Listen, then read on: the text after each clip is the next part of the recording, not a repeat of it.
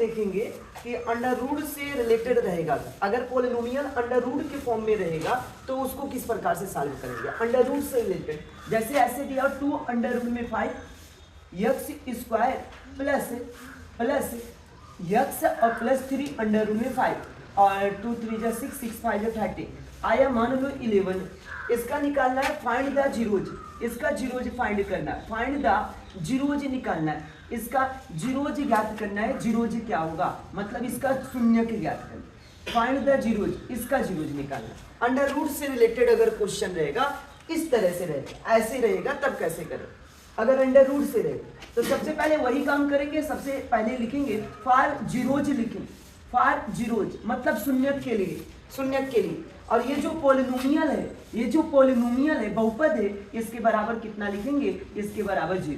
इसको किस में बदल देंगे बताओ, इसको बदल देंगे इक्वेशन में बदल देंगे, मतलब समीकरण में बदल देंगे, इक्वेशन में बदल देंगे। और इक्वेशन में बदलने के बाद ये अब समीकरण हो गया, क्योंकि एलएचएस भी दे दिया और आरएचएस भी दे दिया। अगर केवल एक साइड हो और इक्वल ना लगाओ तो वह क्या होता है, वह पोलिनोमियल होता है, मतलब बहुपद होता है। लेकिन इसमें तो इधर वाला भी दिया है और उधर वाला भी दिया है, दोनों साइड दिया है, इसके मतलब ये क्या है तुम्हारा, ये इक्वेशन, ये इक्वेशन समीकरण है। और हाई कौन चीज है, ऊपर वाला बताओ, पोलिनोमियल है, मतलब दूसरा चैप्टर में, ऊपर वाले में दूसरा चैप्टर है, पोलिनोमियल है। और अगर इक्वल करके 0 लगा दिए तो ये चौथा चैप्टर में चले जाओगे, उस चैप्टर का नाम है क्वाड्रेटिक इक्वेशन, नाम द्विघात समीकरण, क्वाड्रेटिक इक्वेशन नाम। तो ये क्या है तुम्हारा, ये समीकरण। अब देखो कैसे करोगे, पीछे का मल्टीप्लाई इसके आगे वाले से करेंगे। अच्छा मल्टीप्लाई करोगे तो 2 3 जा 6 लिख दो, और अंडर रूट 5 का मल्टीप्लाई अंडर रूट में 5 में होगा तो अंडर रूट से अंडर रूट कैंसिल होगा, बचेगा अंदर वाला 5 बचेगा, 5 बचेगा। मतलब कैसे हुआ है, 2 का गुणा किसमें हुआ है, 3 में, 2 3 कितना हो गया 6। और अंडर रूट 5 को मल्टीप्लाई अंडर रूट 5 में करेंगे तो केवल कितना मिलेगा, 5 मिलेगा, 5 मिलेगा। अच्छा 6 5 जा कितना हो गया बताओ, 30 हो गया, 6 5 जा 30 हो गया। लेकिन 6 में 5 जोड़ोगे तब कितना होगा, 11, काम भी बन जाएगा। अब यहाँ पे लिखेंगे 2 अंडर रूट में 5 एक्स स्क्वायर प्लस, इस 11 के जगह आप लिखेंगे 6 + 5 इंटू एक्स और plus 3 root 5 is equal to 0। अच्छा हम क्या किए हुए, ये जो बीच वाला जो मिड पार्ट है, मिड पार्ट जो मध्य बिंदु है, उसको कितने भागों में तोड़े हुए बताओ, 2 पार्ट्स में डिवाइड किए। अब यहाँ पे जाएगा 2 रूट 5 एक्स स्क्वायर और प्लस 6x और प्लस 5x और प्लस 3 रूट 5, दोनों के साथ x लगा दी। अच्छा ये बताओ इस 6 का फैक्टराइजेशन क्या होगा, 6 का फैक्टर करेंगे अगर तो 2 गुणे 3 लिखेंगे, 2 गुणे 3 लिखेंगे, 2 3 6 होता। अब यहाँ पे भी 2 है और 6 में 2 होगा कि नहीं होगा, होगा। यहाँ पे भी 2 है और 6 में भी 2 है, दोनों में से 2 निकाल। अच्छा यहाँ पे अंडर रूट 5 है, क्या 3 में अंडर रूट 5 होगा, नहीं। अच्छा दोनों में से x निकाल लिया जाए, x निकाल लिया जाए, कॉमन लेने आना चाहिए, दोनों में से x निकाल लो। अब यहाँ पे तुम्हारे पास हो जाएगा अंडर रूट 5 बचेगा, x 2 था तो 2x बचेगा, बीच में प्लस हो जाएगा। यहाँ से अगर 2 निकाल लियो और x निकाल लियो तो क्या बचेगा, केवल 3, केवल 3 बचेगा। अब बताओ तुम बीच में से यहाँ से प्लस को उड़ा लो। अब बताओ यहाँ पे क्या लिखा है 5 और यहाँ पे क्या लिखा है बताओ, अंडर रूट 5। अच्छा ये जो 5 लिखा है, 5 में कितना अंडर रूट 5 हो सकता है, 2। ये 5 नहीं है, ये 5 नहीं है, ये असल में under root 5 into under root 5 है, ये दिया। अगर अंडर रूट 5 का मल्टीप्लाई अंडर रूट में 5 में होगा तो कितना हो जाता है बताओ, तो 5 हो जाता है, तो 5 हो जाता है। तो यहाँ भी ये 5 में के 2 अंडर रूट में 5 है, 2, तो दोनों में से अंडर रूट 5 को कॉमन कर लो, एक। अच्छा यहाँ पे बचेगा एक अंडर रूट 5 कॉमन हो गया, अंडर रूट 5 एक्स बचेगा। अब पीछे भी लेगा, अंडर रूट 5 निकल चुका तो क्या मिलेगा, 3।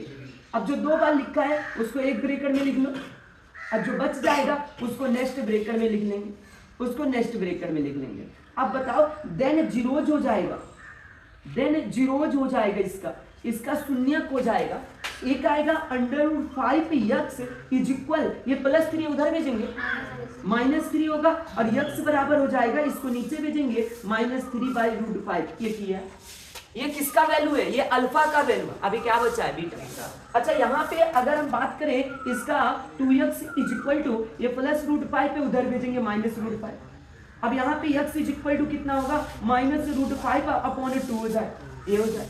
इसके मतलब एक अल्फा और एक क्या है, बीटा, एक अल्फा और एक बीटा, इस तरह से हो जाएगा तुम्हारा, दोनों जीरोज निकल जाएगा। ये क्वाड्रेटिक पॉलिनोमियल द्विघात बहुपद है, इसलिए कितना आंसर प्राप्त हुआ है 2। एक अल्फा मिला और एक क्या मिला है बीटा मिला, एक अल्फा और बीटा। एक और क्वेश्चन देखो, फाइंड द जीरोज पॉलिनोमियल दिया है, अगर आगे लिखा हो 3√5 x² प्लस x और प्लस 2√5 है, और ये तुम्हारा दिया है मान लो 17 दिया, बीच में 17 लाना है। तो कैसे किया जाएगा, सबसे पहले फार जीरोज लिख लो, शून्य के लिए लिख लो। अब यहाँ पे ये जो पॉलिनोमियल है, इस पॉलिनोमियल को तुम किस में बदलोगे बताओ, इस पॉलिनोमियल को तुम बदलोगे किसमें, इक्वेशन में बदल दो। इक्वेशन में बदलने के बाद अब क्या किया जाएगा, इसका मल्टीप्लाई हम आगे वाले से करेंगे। तो कितना होगा मल्टीप्लाई, 3 2 जा 6 और √5 मिलकर के कितना होगा, और 6 5 जा कितना होगा 30। 6 बचे कितना, कैसे किए बताओ, कैसे किए, 2 का गुणा 3 में किए 6 हो गया, और √5 का गुणा √5 में होगा तो कितना हो जाएगा बताओ, 5 हो जाएगा। √5 का मल्टीप्लाई यदि √5 में होगा तो उसका वैल्यू कितना होता है, 5 होता है, मतलब कैंसिल हो जाए। अब बताओ यहाँ पे 6 5 जा कितना हो गया, 6 5 जा हो गया 30 हो, 6 25 30 हो गया। अब बताओ 30 को ऐसा कुछ करो कि पीछे प्लस है ना, तो बीच वाले को कैसे लाते हैं हम लोग, जोड़ करके। 30 को ऐसा कुछ करो कि जोड़ने पे 17 हो जाए, 15 और 2 लिखेंगे, 15 और 2, 15 2 कितना होगा 17 हो जाएगा। बीच वाले को हमें जोड़ के लाना है, 17 लाना है, कैसे होगी। अब बताओ मेरे पास कितना है बताओ, 30 है। 30 को क्या करेंगे, 15 गुणा 2, 15 दूना कितना होगा 30, और 15 और 2 कितना हो जाएगा 17 हो जाएगा। तो यहाँ पे लिखेंगे 3√5 x² और प्लस, अब यहाँ पे 15 + 2 × x और प्लस 2√5 = 0, मतलब मिडिल पार्ट्स को 2 पार्ट्स में डिवाइड कर देंगे, यही मेन है, उसका जो कॉमन लिया जाता है वो मेन। अच्छा यहाँ पे जाएगा 3√5 x² plus 15x plus 2x और प्लस 2 √5 = 0। अब चलो कॉमन लिया जाए, कॉमन कैसे किया जाएगा बताओ, यहाँ पे 3 है, क्या इसमें 3 होगा, 15 में 3 हो सकता है कि नहीं हो सकता, 15 में 3 हो सकता है, क्योंकि 15 को क्या लिख सकते हैं, 5 गुणा 3, 5 3 जा 15 होता है। यहाँ पे 3 है और इस 15 में भी 3 है, तो 3 निकाले। अच्छा यहाँ पे क्या बचा है √5, क्या यहाँ पे √5 हो सकता है क्या 15। अच्छा ये जो 15 में से केवल कितना बचा है, 5 बचा है। अब 5 में के 2 √5 होता है, 2 2 होता है, तो दोनों में से √5 भी निकाल ले। ये 5 नहीं है, √5 कितनी बार लिखा है, 2 बार लिखा है। एक अब 2 √5 भी निकाल, एक x भी निकाल लो। अब बचेगा x और प्लस इधर बचेगा केवल √5 बचेगा, और प्लस इन दोनों में से 2 निकाल, और 2 निकालोगे तो यहाँ पे क्या बचेगा, x प्लस √5 और = 0। अच्छा जो 2 बार लिखा है उसको एक ब्रैकेट में लिख लो, और जो बच जाएगा उसको नेक्स्ट ब्रैकेट में लिखेंगे। जो 2 बार लिखा है उसको एक ब्रैकेट में, और जो बच जाएगा उसको नेक्स्ट ब्रैकेट में लिखेंगे। अब बताओ यहाँ से अगर बात किया जाए जीरोज का, देन जीरोज, अगर इसका जीरोज देखा जाए तो जीरोज क्या निकलेगा बताओ, ये +5 पे √5 पे उधर भेजेंगे क्या हो, इधर प्लस है ना, उधर भेजेंगे -√5 को, और यहाँ पे क्या होगा, यहाँ पे 3√5x = प्लस से उधर भेजेंगे -2 हो जाए, और उसके बाद यहाँ से x = आएगा, ये -2/3√5, मतलब एक अल्फा है और दूसरा कौन चीज है, दूसरा बीटा।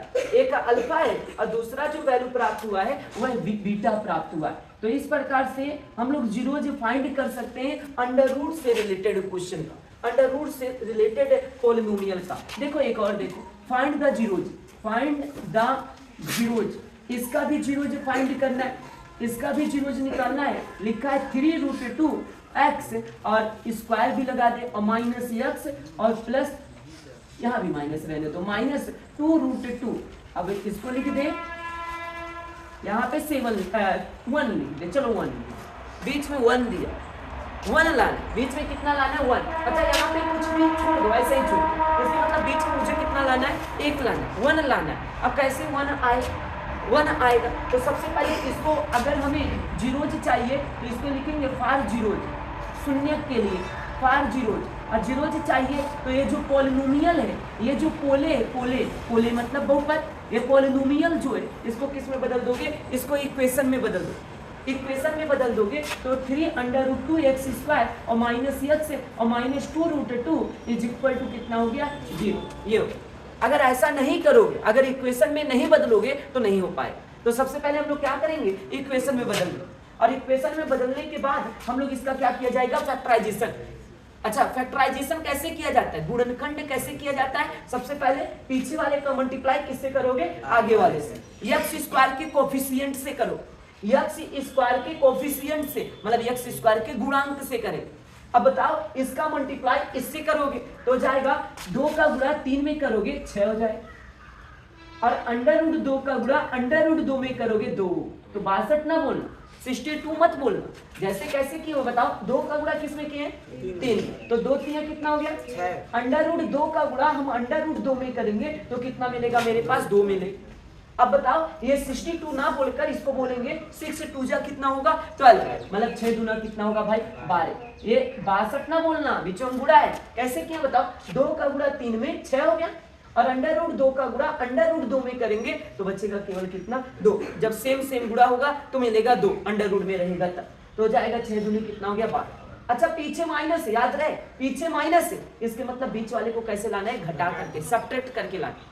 पीछे अगर माइनस हो तो बीच वाले को कैसे लाते हैं, घटा करके। अब बताओ 12 को ऐसा कुछ करो घटाने पे 1 हो जाए, 1 लाना है, 1 लाना है, तो कैसे आएगा बताओ, 4 में से 3 को घटाएंगे, और 4 में से 3 गया कितना बचेगा, 1 बचेगा, और 4 में से 3 को घटाएंगे 1 बचेगा, और 4 3 कितना होगा 12। मेरे पास कितना है बताओ, मेरे पास कितना है 12। अब 12 को ऐसा कुछ करो कि घटाने पे 1 हो जाए और गुणा करें तो कितना हो जाए 12। तो 4 में से कितना घटाएंगे 3, 4 में से हम 3 को घटाएंगे 4 - 3 × x - 2√2। अच्छा बताओ यहाँ पे कितना बच रहा है, इसमें घटाएंगे तो 1, और यही 1 यहाँ पे लिखा हो, वहां पे 1 है। अब यहाँ पे हो जाएगा तुम्हारे पास 3√2x² और -4x, आगे माइनस हो तो अंदर का साइन बदल जाए। आगे अगर माइनस रहेगा, देखो आगे प्लस रहेगा तो कुछ नहीं दिक्कत होगा, लेकिन आगे अगर माइनस रहेगा अंदर का साइन बदल जाए, तो अंदर माइनस है तो ये क्या हो जाएगा बताओ, प्लस 3x हो जाएगा -2√2। खतरनाक पॉइंट है कि अगर आगे माइनस हो तो अंदर का साइन क्या होगा, बदल जाएगा। अब बताओ अब क्या किया जाए, अब कॉमन लिया जाए। अच्छा कॉमन कैसे करेंगे, सुनो, ये जो 4 है 4 को लिख सकते 2 × 2, 4 को लिख सकते 2 × 2 लिख सकते। अच्छा यहाँ पे सोचो तुम, यहाँ पे 3 है, क्या इसमें 3 होगा क्या, नहीं, स्पष्ट दिख रहा है 3 तो नहीं है। अच्छा ये बताओ यहाँ पे √2 है, क्या इसमें √2 हो सकता है क्या, हाँ हो सकता है, मतलब यहाँ पे 3 है, क्या इसमें 3 है, नहीं। यहाँ √2 है, क्या इनमें √2 हो सकता है, हो सकता है। कैसे हो सकता है, 1 2 में कितना √2 होता है, 2। 1 2 में भाई √2 कितनी बार होता है, 2 बार होता है, 2 बार √2। अब बताओ यहाँ पे भी √2 है और इसमें भी √2 है, तो दोनों में से √2 निकाल लो, ठीक है। अच्छा दोनों में से x भी निकाल लो, अब क्या बचेगा बताओ, यहाँ पे 3 बचेगा, √2 निकल चुका है, और एक 2x निकल चुका है, एक 2x बचेगा, बीच में माइनस। अच्छा यहाँ से एक √2 निकल चुका है, 2 के जगह पे √2 कितनी बार लिखे थे, 2 बार। एक √2 निकल चुका, अब क्या बचा है, 2 बचा है, √2 बचा है, 2 √2 और फिर बीच में प्लस ये। अच्छा ये बताओ यहाँ पे 3 है, क्या इसमें 3 है क्या, यहाँ x है, क्या इसमें x है क्या दोनों में कुछ कॉमन दिख रहा है क्या, नहीं, दोनों में कुछ कॉमन नहीं दिख रहा है। इसके मतलब जब कॉमन नहीं होगा तो 1 लेंगे। अब यहाँ पे 3x - 2√2 और इज इक्वल टू क्या लिखेंगे 0। अच्छा अभी बताओ जो 2 बार लिखा रहेगा उसको एक ब्रैकेट में लिख लिया जाए, और जो बच जाएगा उसको दूसरी ब्रैकेट में लिख लो, इसको भी बोलेंगे कॉमन नियम। पूरे में 2 बार क्या लिखा है, जो 2 बार लिखा है उसको एक ब्रैकेट में लिख लो, और जो बच जाएगा उसको दूसरी ब्रैकेट में। Then 3x is equal to हो जाएगा, इधर माइनस है, उधर भेजेंगे प्लस होगा।